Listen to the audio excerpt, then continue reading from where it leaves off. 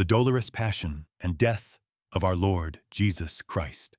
Chapter 1. The last weeks before the Passion, Jesus' Discourse in the Temple.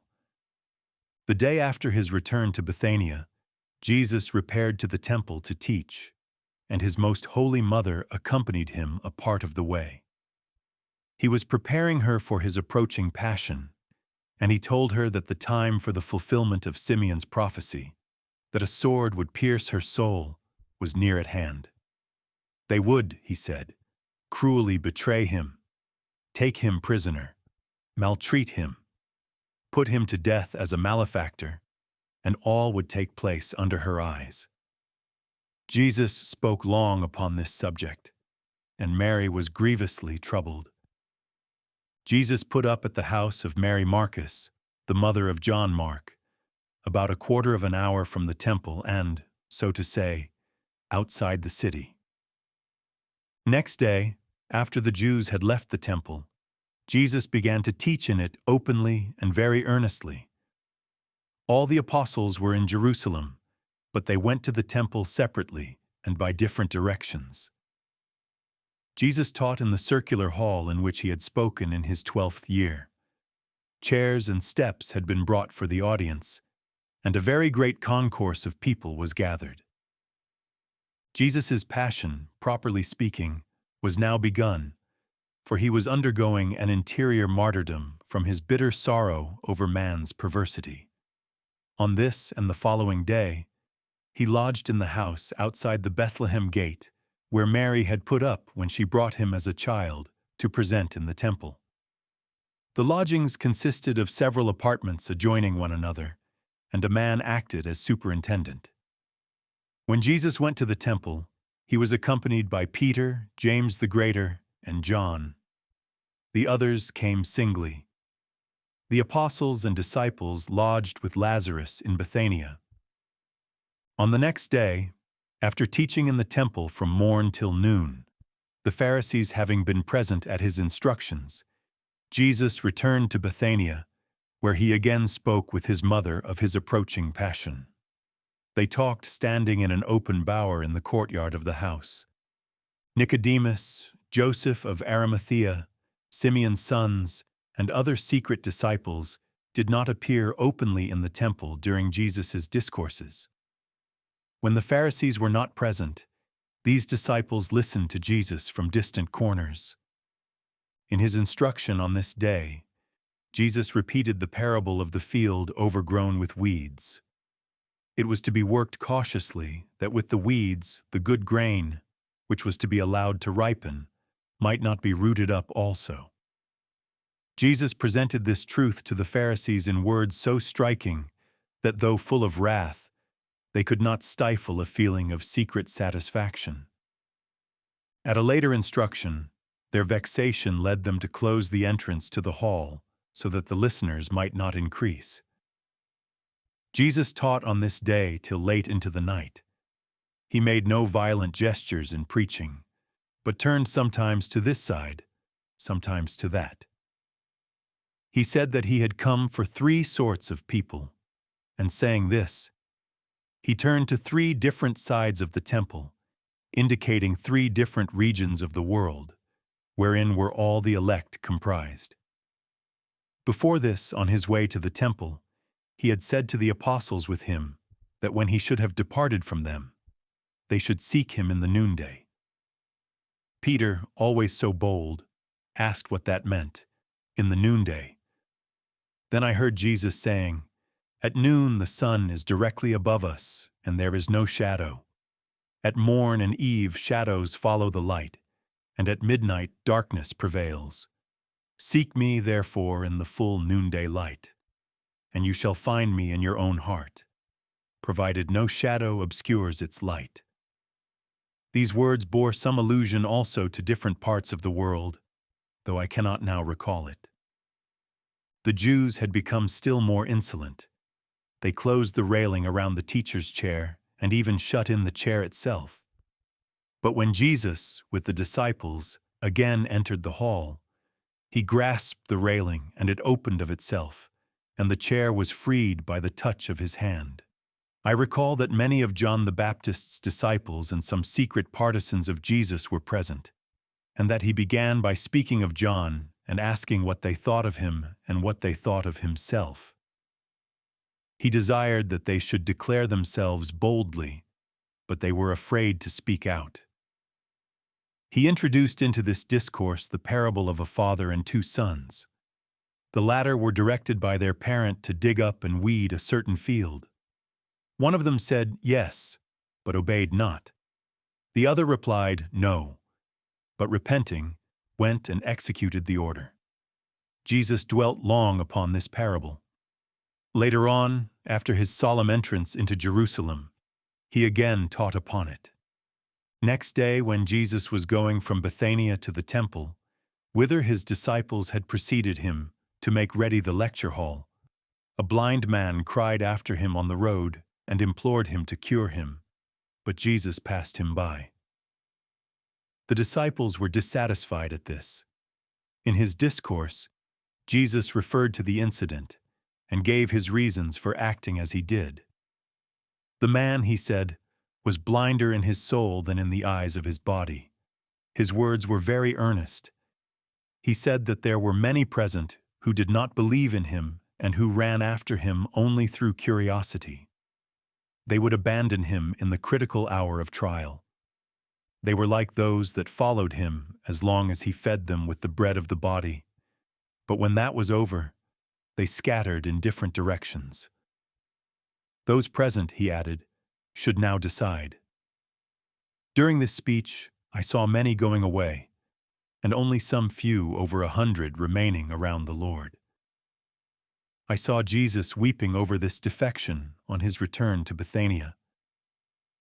It was toward evening on the following day when Jesus left Bethania to go to the temple. He was accompanied by 6 of his apostles who walked behind him. He himself, on entering the hall, put the seats out of the way and arranged them in order, to the great astonishment of the disciples. In his instruction, he touched upon his reason for so doing, and said that he was not soon to leave them. On the next Sabbath, Jesus taught in the temple from morning till evening, part of the time in a retired apartment in presence of the apostles and disciples only, and another part in the lecture hall where the lurking Pharisees and other Jews could hear him. He foretold to the apostles and disciples, though in general terms, much of what was to happen to them in the future. Only at noon did he pause for a while.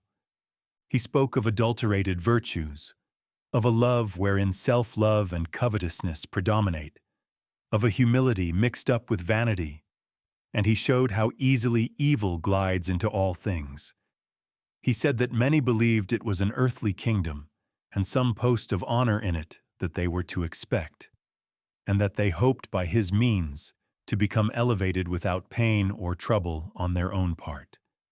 Just as even the pious mother of the sons of Zebedee had petitioned him for a distinguished place for her children, he forbade them to heap up perishable treasures, and he inveighed against avarice. One felt that this was aimed at Judas. He spoke also of mortification, of prayer, of fasting, and of hypocrisy which influences many in these holy practices. And here he made mention of the wrath of the Pharisees against the disciples when the latter, 1 year before, had stripped some ears of corn. He repeated many of his former instructions and gave some general explanations upon his own manner of acting in the past. He spoke of his recent absence from them, praised the conduct of the disciples during it, made mention of those that had accompanied him, commending their discretion and docility, and recalling in what peace the journey with them had been made. Jesus spoke with much emotion. Then he touched upon the near fulfillment of his mission, his passion, and the speedy approach of his own end, before which, however, he would make a solemn entrance into Jerusalem. He alluded to the merciless treatment he would undergo, but added that he must suffer, and suffer exceedingly, in order to satisfy divine justice. He spoke of his Blessed Mother, recounting what she too was to suffer with him, and in what manner it would be effected. He exposed the deep corruption and guilt of mankind, and explained that without his passion, no man could be justified. The Jews stormed and jeered when Jesus spoke of his sufferings and their power to satisfy for sin, and some of them left the hall to report to the mob whom they had appointed to spy Jesus. But Jesus addressed his own followers, telling them not to be troubled, that his time was not yet come, and that this also was a part of his passion. In this instruction, he made some allusion, though without naming it particularly, to the cenacle, to the house in which the Last Supper was to be eaten, and in which later on they were to receive the Holy Spirit. He spoke of their assembling in it, and of their partaking of a strengthening and life-giving food, in which he himself would remain with them forever. There was some mention made also of his secret disciples, the sons of Simeon, and others. He excused them before the open disciples and designated their caution as necessary, for as he said, they had a different vocation. As some people from Nazareth had come to the temple out of curiosity to hear him, he said, in a way for them to understand, that they were not in earnest. When the apostles and disciples alone were standing around Jesus, he touched upon many things that would take place after his return to the Father. To Peter he said that he would have much to suffer, but he should not fear. He should stand firm at the head of the community, the church, which would increase wonderfully. For 3 years he should with John and James the Less remain with the faithful in Jerusalem. Then he spoke of the youth who was to be first to shed his blood for him, but without mentioning Stephen by name, and of the conversion of his persecutor, who would afterward do more in his service than many others. Here, too, he forbore giving Paul's name. Jesus' hearers could not readily comprehend his last words. He predicted the persecutions that would arise against Lazarus and the holy women, and told the apostles whither they should retire during the first 6 months after his death. Peter, John, and James the Less were to remain in Jerusalem. Zacchaeus was to go to the region of Galilee, Philip and Bartholomew to Gesser on the confines of Syria. At these words, I saw in a vision the 4 apostles crossing the Jordan near Jericho, and then proceeding northward. I saw Philip healing a woman in Gesser, where at first he was greatly beloved, though later on he was persecuted. Not far from Gesser was Bartholomew's birthplace. He was descended from a king of the city, a relative of David. His refined manners distinguished him among the other apostles. These 4 apostles did not remain together. They worked in different parts of the country. Galilee, whither Andrew and Zacchaeus went, was at no great distance from Pella, where Judas had passed his early years. James the Greater and one of the disciples were sent to the pagan regions north of Capharnaum. Thomas and Matthew were dispatched to Ephesus in order to prepare the country where at a future day Jesus' mother and many of those that believed in him were to dwell. They wondered greatly at the fact of Mary's going to live there. Thaddeus and Simon were to go first to Samaria, though none cared to go there. All preferred cities entirely pagan. Jesus told them that they would all meet twice in Jerusalem before going to preach the gospel in distant pagan lands. He spoke of a man between Samaria and Jericho who would, like himself, perform many miracles, though by the power of the devil.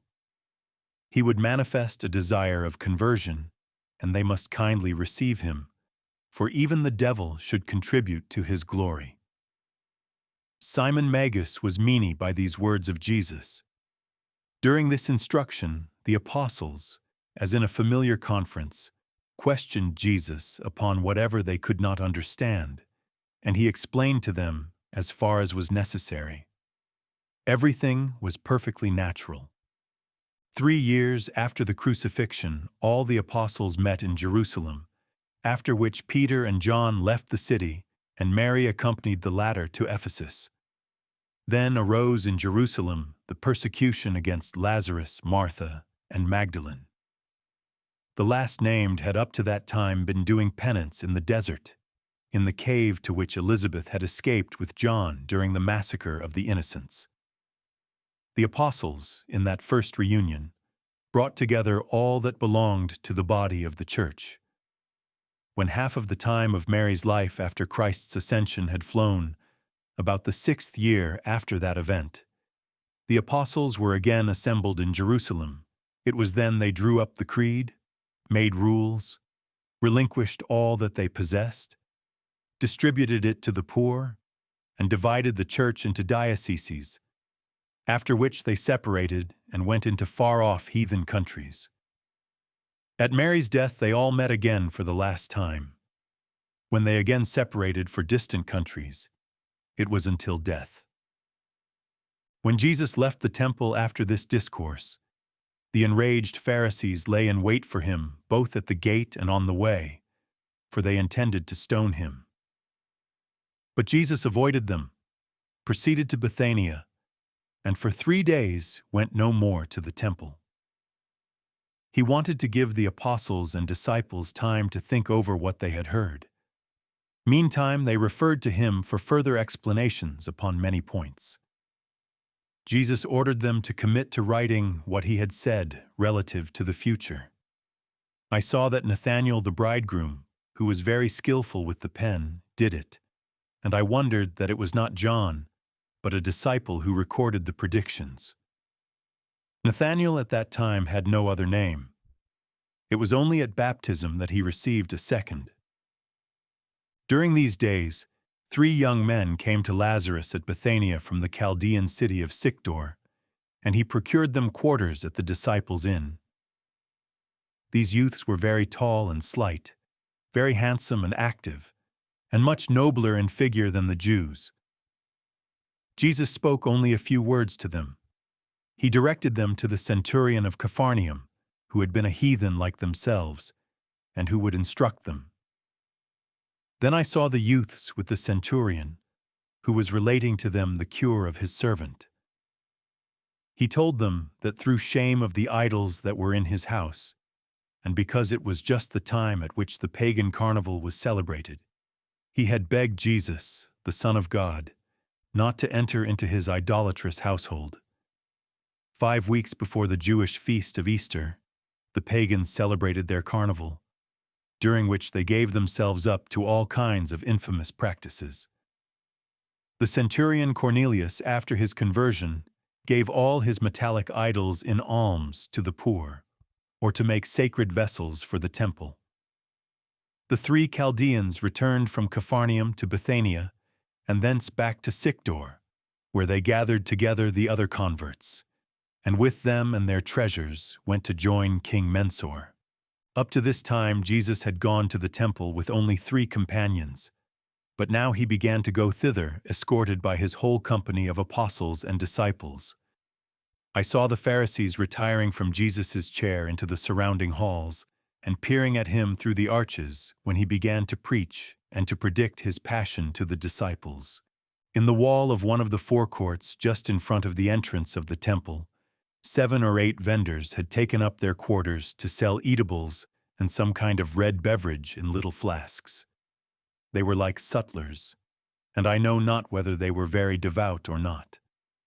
But I often saw the Pharisees sneaking around to them. When Jesus, who had passed the night in Jerusalem, went next morning to the temple and reached the hall in which these vendors were, he ordered them to be off instantly with all their goods.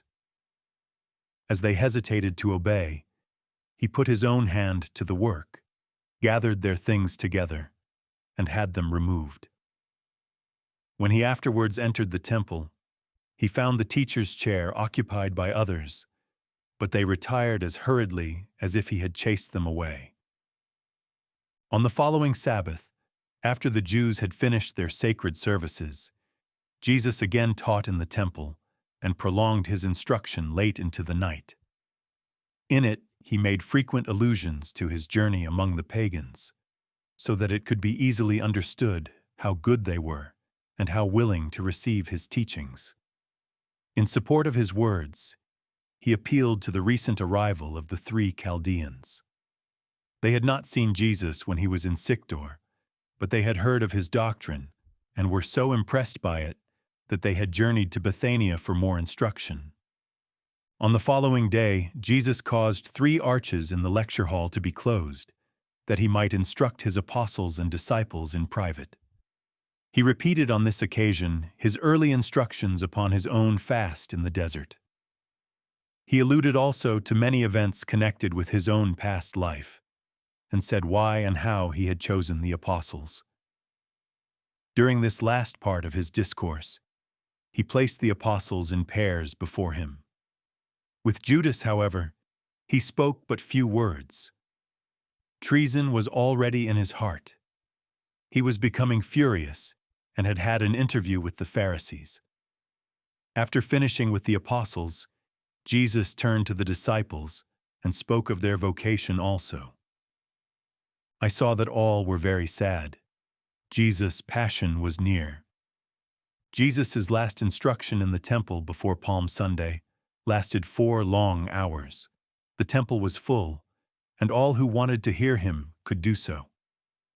Many women listened from a space separated by a grating. He again explained many things from his former instructions and his own actions. He spoke of the cure of the man at the pool of Bethsaida and said why he had healed him just at that time. Of the raising of the son of the widow of Nain, also that of the daughter of Jairus, and said why the former had immediately followed him, but the latter not. Then he referred to what was soon about to happen, and said that he should be abandoned by his own. At first he would, with splendor and openly as in triumph, enter the temple, and the lips of the suckling that had never yet spoken would announce his entrance. Many would break off branches from the trees and strew them before him, while others would spread their mantles in his way. The one. He explained, namely those that strewed branches before him, would not renounce for him what they possessed, and would not remain faithful to him.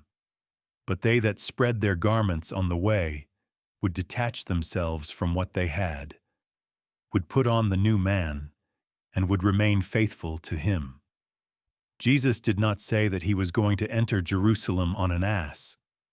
Consequently, many thought that he would celebrate his entrance with splendor and magnificence, with horses and camels in his train. His words gave rise to a great whispering in the crowd. They did not take his expression, 15 days, literally. They understood it to mean a longer time. Therefore, Jesus repeated significantly, 3 times 5 days. This instruction occasioned great anxiety among the scribes and Pharisees. They held a meeting in Caiaphas's house and issued a prohibition against anyone's harboring Jesus and his disciples. They also set spies at the gates to watch for him, but he remained concealed in Bethania with Lazarus.